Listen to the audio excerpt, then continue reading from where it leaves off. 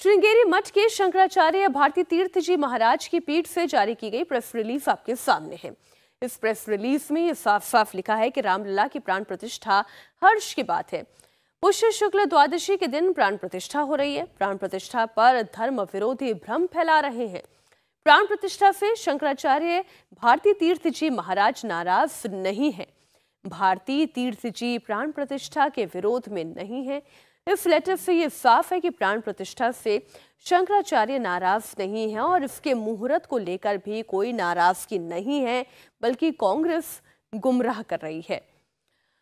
अगली बात, जो बात श्रृंगेरी मठ की ओर से शंकराचार्य भारती तीर्थ जी महाराज की पीठ की ओर से कही गई, करीब करीब वही बात द्वारका शारदा पीठ के शंकराचार्य की तरफ से भी कही गई। शंकराचार्य स्वामी सदानंद सरस्वती की तरफ से यह कहा गया है कि सनातन धर्म के लिए ये प्रसन्नता का अवसर है। 500 साल का विवाद समाप्त हुआ है।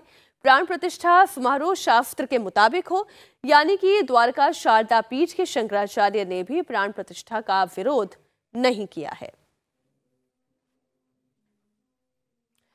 तो ये दोनों ही प्रेस रिलीज आपके सामने है। आपने पवन खेड़ा को भी सुना, और केवल पवन खेड़ा ही नहीं, अगर कांग्रेस पार्टी के बड़े नेताओं की बात कर लें, वो लोग बार बार ये कह रहे हैं कि सब कुछ इसलिए किया जा रहा है क्योंकि मोदी इसके जरिए, बीजेपी इसके जरिए वोट कमाना चाहती है। जबकि दो शंकराचार्यों की ओर से इस बात का पहले ही खंडन कर दिया गया कि राम मंदिर की प्राण प्रतिष्ठा का अवसर दरअसल एक मंगल कार्य है। कांग्रेस शंकराचार्यों का बहाना बनाकर प्राण प्रतिष्ठा में जाने से इनकार कर रही है, लेकिन 4 में से 3 शंकराचार्यों ने ये कह दिया है कि वो प्राण प्रतिष्ठा समारोह में विरोध नहीं कर रहे हैं। सिर्फ ज्योतिर्मठ के शंकराचार्य स्वामी अविमुक्तेश्वरानंद सरस्वती ने कार्यक्रम पर सवाल उठाया है और कहा है कि मंदिर अभी पूरा नहीं बना है। आधे अधूरे मंदिर में प्राण प्रतिष्ठा करना गलत है। गोवर्धन पीठपुरी के शंकराचार्य स्वामी निश्चलानंद सरस्वती ने कहा है कि वो कार्यक्रम का विरोध नहीं कर रहे हैं, लेकिन जा नहीं रहे क्योंकि प्राण प्रतिष्ठा तो प्रधानमंत्री को करनी है।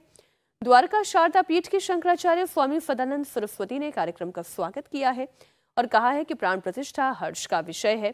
शास्त्र विधि से कार्यक्रम किया जाए।